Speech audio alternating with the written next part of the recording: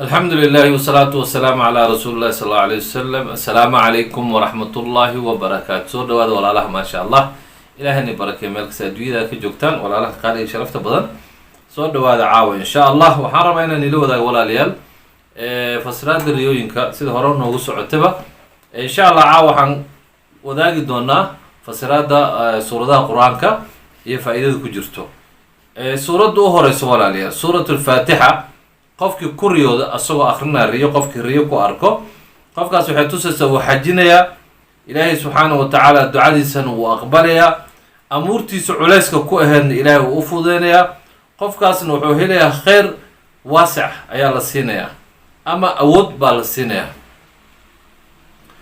sidaas oo kale walaalayaal qofkii ku riyooda asagoo akrinaya bismi illahi raxmaani raxiim riyo ku arko oo bisinka keliya akhrinayo qofkaas wuxuu noqonayaa ilaahay subxaanahu wa tacaala mid weydiista barako yacni ilaahay buu wuxuu weydiisanayaa barako inuu ilaahay u gelsho maalkiisa risiqiisana ilaahay u siyaadiya ama waxaa laga yaabaa rubama in ducadiisa barakadiisa ilaahay siinayo ama uu ducadiisa barakadiisa la siinayo saas oo kale walaalayaal qofkii ku riyooda isagoo akrinaya suuratulbaqara riyo ku arko waxay tusaysaa maal qofkaas in la siinayo qofkaas inuu qof mustaqbalkiisa hagaagayo uu noqonayo mustaqbal fiican helayo sidaas oo kale diintiisana inay noqonayso diin wanaagsan oo diintiisa ay qofkaas hagaagayso sidaas oo kale qofkii ku riyooda walaalayaal isagoo akhrinayo aayatul kursi riyo ku arko qofkaas ilaahay nabad ayuu ka siinaya wax kastoo dhib iyo aafaad ah wuxuuna helayaa amartiisa ayuu helaya oo loo fududeynaya sidaas oo kale qofkii ku riyooda walaalayaal suuratu al-cimraan qofkii riyo ku arko qofkaas ilaahay wuxuu siinayaa cimri dheer ilaahay oolaad saalix uu siinaya ama wiil saalixa wiilkaasoo guursado dumarkaasoo dhaxlo ama wuxuu noqonayaa qof anfac leh ehelkiisa anfac u leh iyo wanaag lana jecel badan yahay oo la jecel yahay dadka xaggiisa looga jecel badan yahay ama dadka xaggiisa laga jecel yahay ama qof la nabadgeliyey ama laga nabadgeliyey afcaasha xun yacni qofaa xumaanba ka imaaneen qofkaasoo hadalkiisa oo saxiix yahay hadal toosan oo wanaagsan ku hadlo qofkaasna ilaahay wuxuu ugu khatimayaa kheyr buu ilaahay ugu khatimayaa sidaas oo kale qofka ku riyooda walaalayaa suuratu nisaa riyo ku arko habeenkii asagoo akhrinayo qofkaas waxay tusaysaa cimri waasica inuu helayo inuu qofkaas dhaxal helayo sidaas oo kale qofkaas in qaraabadiisa la badinayo qaraabo badan inuu helayo xaajaad badan uu helayo hadalkiisana awood uu yeelanayo hadal awood leh uu noqonayo hadalkiisa sidaas oo kale qofkii walaalayaal ku riyoodo asagoo akrinaya suuratulmaa-ida riyo ku arko qofkaas wuxuu helayaa ducadiisa waxay noqonaysaa duca la aqbalayo ilaahay ducaa mustajaabuu siinaya ilaahay subxaana wa tacala risiqiisoo barakeenaya sidaas oo kale dadka xaggiisa qof karaamaysan oo wanaagsan uu noqonayaa sidaas oo kale maaragta walaalayaal wuxuu ilaahay ku imtixaamayaa qoon aanan runta ku hadlin ayuu ilaahay ku imtixaamayaa sidaas oo kale walaalayaal qofkii ku riyoodo suuratu ancaam asagoo riyo ku akrinaya hadduu qofka ku riyoodo ama nimco barakeysan ayaa la siinayaa dadka xaggiisa wuxuu noqonaya qof karaamo ku leh wuxuuna helayaa adduunyo kheyrkeed iyo aakhiro kheyrkeed ba wuu helayaa sidaas oo kale walaalayaal qofka ku riyooda suuratu acraaf asagoo akrinaya qofka riyada ku arko qofkaas ilaahay wuxuu siinayaa cilmi iyo maal diintiisana waxay noqonaya diin awood leh oo quwad leh sidaas oo kale qofkii asagoo akrinaya riyo uu ku arko suuratu anfaal riyo ku arko asagoo akrinayo qofkaas ilaahay cadowgiisa uu uga gargaaraya ilaahayna hanimuu siinayaa martabadiisana ilaahay kor buu u qaadaya martabo sare ayuu helayaa qofkii sidaas oo kale suuratu tooba akrinaya riyo ku arko qofkaas ilaahay wuxuu siinayaa maxabatu diintuu jeclaanaya ooliyaduu jeclaanaya dadka wanaagsan qof toobad badan uu noqonaya iyo qof ikhlaas badan sidaas oo kale walaalayaal qofkii ku riyooda suuratu yunus asagoo akrinaya riyo ku arko qofkaas waxaa laga saarayaa cariiriga uu ku jira waxaa loo saaraya waasicnimadii iyo wanaagi waxa uu noqonayaa qof xanuunsan hadduu ahay qof caafimaad badan ilaahay caafimaad buu siinaya hadduu xanuunsanahay hadduu kurbo ku jirin ilaahay kurbadu ka feedaya. qofkaas wuxuu ku naaloonayaa cibaado iyo yaqiin, wuxuu ilaahay ka ilaalinaya uu ka fogeynayaa makriga sixiroolayaasha iyo gaaladaba ilaahay uu ka fogeynaya qofkaas. sidaas oo kale walaalayaal, qofkii riyo ku arko suuratul Hud asagoo akrinaya riyo ku arko, qofkaas ilaahay wuxuu siinaya hidaayo iyo diin, mustaqbalkiisa ilaahay wanaajinaya. qofkaas wuxuu noqonayaa qof u safro siduu u kasbala ama u heli lahay yaqiin wanaagsan. sidaas oo kale walaalayaal, qofkii riyo ku arko asagoo suuratu Yuusuf akrinaya riyo ku arko, qofkaas ilaahay wuxuu siinayaa bishaaro iyo khayr, wuxuu siinayaa ghina, taajirnimuu siinayaa. hadduu faqri ahay faqrigaa laga qaadayaa, hadduu markaa dulli ku jiro ilaahay dullinimadu ka saaraya, cizo uu siinayaa. wuxuu ka baxayaa cariiriga oo ka baxaya, oo wuxuu baxayaa farj iyo waasicnimo helayaa. wuxuu ka dhex baxayaa ehelkiisa iyo waddankuu dhex deganaay ayuu ka baxayaa. wuxuu helayaa dheef badan, ayuu ku naaloonayaa dheef weyn, ayuu ku naaloonayaa magaalooyin kaleu qariib ku yahay ama waddan kale uu joogo, ayuu ilaahay wuxuu ku siinayaa dheef weyn iyo wax aada u wanaagsan. sidaasoo kale suuratu racdi qofka ku riyooda walaaliya, wuxuu helayaa amni, uu helayaa cabsi uu ka qabo qof suldaan ama madax ah, ilaahay xaggaas amni uu ka siinayaa. sidaasoo kale ilaahay wuxuu u fududeynayaa taysiir, asbaabta kheyrka dhan ayuu qofkaas ilaahay u fududeynayaa, oo min kulli makaan dhinac kasta asbaabta uga imaanaysa oo kheyrka ayuu ilaahay u taysiirinayaa. sidaasoo kale waxaa kusoo degdegaysa cirada, timihiisa cirra yeelanaya hadduu qof shabaab ah dhalinyaro ahaa. sidaasoo kale walaalayaal, qofkii ku riyo suuratu Ibraahim, qofkaas wuxuu helayaa walaalayaal, ama ilaahay wuxuu beri ka dhigayaa wax alla wixii hami iyo murughay, ilaahay beri ayuu ka yeelayaa, xumaanoo dhan ilaahay wuu ka beri yeelayaa. sidaasoo kale wuxuu noqonayaa qof laazima khayraadka, qof khayraadka laazimo. wuxuu noqonayaa qof la jecel yahay xagga dadka agtiisa, qof la jecel yahay uu noqonayaa marka. sidaasoo kale qofkii suuratul xijri ku riyooda walaalayaal, qofkaas wuxuu noqonayaa qof macaasida dhan laga fogeeyo, haddana qof sare loo qaado oo cize la siiyo ayuu noqonayaa.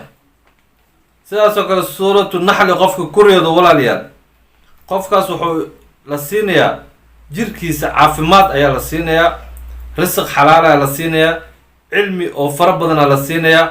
qof wuxuu noqonayaa jecel rasuulka sal allahu alay wasalam iyo ehelkiisa. wuxuu noqonayaa caafimaad ayuu helayaa, hadduu ahay qof xanuunsan caafimaad ayaa la siinayaa.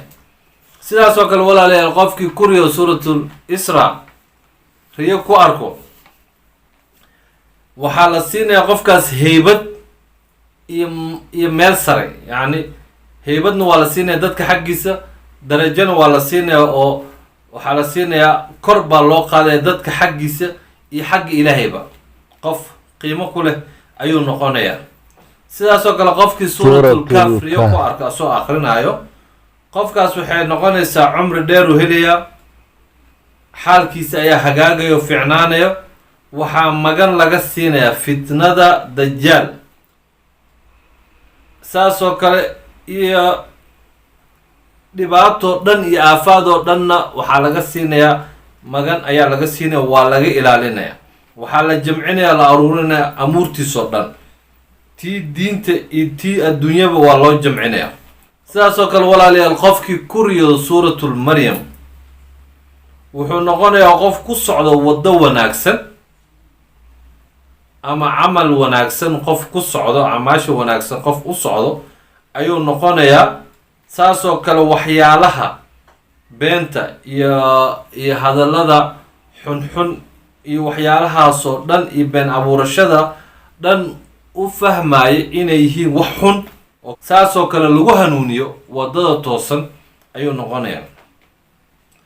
sidaasoo kale qofkii ku riyooda walaalayaal suuratu Taah, qofkaas wuxuu noqonayaa, riyaas waxay noqonaysaa qof la doodayo cadow oo maseer badan, haddana diinta xaggooda qaflad uga jiro moog, haddana maaragtay soo baraarugayo usoo noqonayo xagga jaceylka iyo acmaasha wanaagsan usoo noqonayo.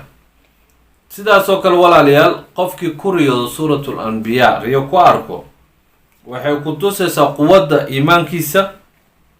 waxaa la siinayaa faraj, baa la siinayaa faraj. hadduu shido ku jiray, faraj baa laga siinayaa. wuxuu noqonayaa qof ku dayda afcaasha ambiyada raaca oo ku daydo.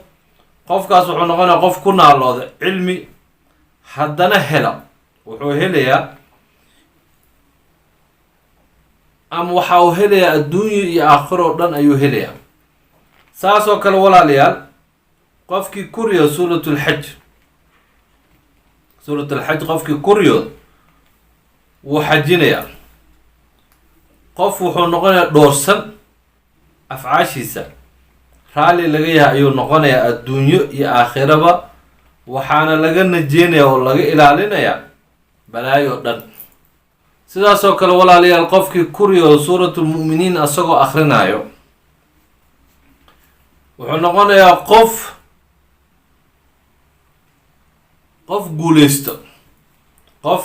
guuleysto, hagaago, oona darajaadkiisa kor loo qaado. darajaadkiisa iyo iimaankiisa qof kor loo qaado, oo iimaankiisana qof saadiq ah oo ka run sheega iimaankiisa ayuu noqonayaa. qof saasoo kale laga najeeyo balaayo oo dhan ayuu noqonayaa. siiradiisa, yacni xagga dhaqankiisa qof loogu jeceyl badan yahay ayuu noqonayaa.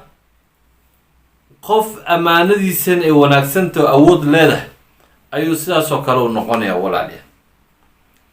insha allah walaalayaal, caawa halkaas ayay noogu eg tahay. suuratulmu'miniin ayay noogu eg tahay.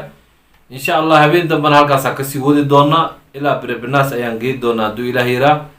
3 qeyb ayaan ka dhigi doonaa hadduu ilaah yiraa. qur-aanka dhan 114 3 qeyb ayaan u qeybi doonaa haddii ii noqoto, ama 4. weliba waxaan jeclaa 3 clip inaan ka dhiga, ama 3 muuqaal. caawa muuqaalkii ugu horeeyay waa suuratulfaatixa ilaa suuratulmu'miniin ayaan kasoo sheekeeyey riyooyinkooda, fasiraadooda. insha allah habeen dambana halkaasaan ka dabaqaadi doonaa hadduu ilaah yiraa. ilaahani barakeeyo walaalayaal, meel kasta adduunyada joogtaan. insha allah riyooyinkana kuwa ka faa'iidaysta aan noqono insha allah. mar kastana riyada wanaagsan aan isku sheegno, riyada xun aan iska qarino. waxba kheyr ma leh, waxbana kuuma dhibayso. insha allah muuqaalkan hadduu kusoo gaaro oo ka faa'iidaysatidna walaalayaal, walaalaha kale gaarsiiyaysa uga faa'iidaystaan insha allah. mar kastana waxaan jecelnahay inaan niila wadaagno wixii kheyr ku jiro, ama ducooyin, ama riyooyin, ama qisas wax annagana anfacayo, anikana ni anfacayo insha allah. ajirna aan ka wada helayno, kheyrkoo laga shaqeeyana waa wax fiican insha allah. laakiin maanta way yaryihin dad kheyr ka shaqeynayo, waxaa badan dadka xumaatada ka shaqeynayo. social media waa lagu wada jiraa walaalayaal. inta badanna dadka kheyrka ka shaqeeya way yaryihiin, dadka sharta ka shaqeeyo way badan yihiin. saasoo taa xagga muuqaalada sharte ama munkarke ama waxyaalaha faxshirka dadka way ku badan yihiin. laakiin muuqaalada kheyrke oo ilaahay jecel yahay, oo rasuulkiisa jecel yahay, oo malaa'igta jecesha, oo qofka ajir iyo kheyr uu ka helayo waa lagu yaryahay. waxaa arkaysaa muuqaalada heesaha iyo filmaanta iyo waxyaalaha qiimaha lahayn oo ilaahay necab yahay, oo diinta ku fiicneen, oo malaa'igta aan jecleen, dadka way ka buuxaan, way daawanayaan, way ku xiran yihin. laakiin muuqaalada wanaagsan oo ilaahay jecel yahay, oo malaa'igta jecesha, oo dadka fiican oo saalixiinta ay jecel yihiin waa lagu yaryahay. waxaa arkaysaa janaalada oo fiicneen, oo qiimaha lahayn, oo shayaadiinta iyo baktiga ka buuxo, saasaa loogu buuxa. subscribe-ka loo saaro, like-ta loo saaro. dadka waxay ku yihiin qur-aankar. janaalada oo diiniga oo qur-aanka oo wacdiga oo ilaahay jecel, oo malaa'igta jecel, oo dadka saalixiinta jecel yihiin, oo dadka fiicnay jecel yihiin, waa cidlo waay. so marka adi marka tuciino calaa waxaa tahay kheyr, mase tuciino calaa shar. waxyaalaha fiican iyo samafalka iyo kheyrka isku kaalmaysta ayaa layidhi. waxyaalaha xuxunna ha isku kaalmaysanina, iyo kala fogaanshaha iyo waxyaalaha fiicneen. soo marka waxaa la rabaa waxyaalaha khayrka in laisku kaalmaysto oo qofka uu xariiriyo uu ku xirmo, waxyaalaha xunna uu ka fogaado. maxaa dhaca waxaa jirta meelaha khayr ka helaysid iyo ajir, iyo meelaha shar iyo dembi ka helaysid. adig kee rabtaa marka? ma meesha khayrka iyo ajirkaa rabtaa, mase meesha sharta iyo dembiga? adi taas su-aal ku taalo, waa naftaada weydii, waa su-aal adi laga rabo jawaabteeda. ma meel khayraa jeceshahay iyo ajir, mase meel shar iyo dembi? qof kasta marka waxaawaa wuxuu sameeyo ayuu helayaa faa'iidadeeda. haddaa khayr ka shaqaysa khayraa helaysaa, haddaa shar ka shaqaysana sharaa helaysaa. haddaad diinta ku xirantaha barakaa helaysaa, haddaad sharta ku xirantahana khasaara helaysaa. barakadaa lagaa saaraa, barakadaa lagaa yareena. waa khasaaro iyo faa-iido. gacanta midig wuxuu ku jiro waa faa-iido, gacanta bidix waxay ku jiraan waa khasaaro. gacanta midig waxa ku jira waa horumar, gacanta bidix waxay ku jiraan waa dibdhac. yacni waa saas, waa khayr iyo shar, janno iyo naar, camal wanaagsan iyo camal fiican. ya saasay u kala qeybsay. tawfiiqda allahna waafajiyo. saa darteed marka insha allah intaasna waa iska baraarujin iyo maaragtay khayr jecel. insha allah ilahni barakeeye. meel kastaa joogto dad fiican oo khayr badanaad tihiin. aad baan iga mahad celinayna insha allah. janaalkeena ku xirantihiin, markasta khayrka booqda, khayrka shaqeeya, khayrka gudbiya. ilahani barakeeyo. assalaamu calaykum waraxmatullaahi wabarakaatu.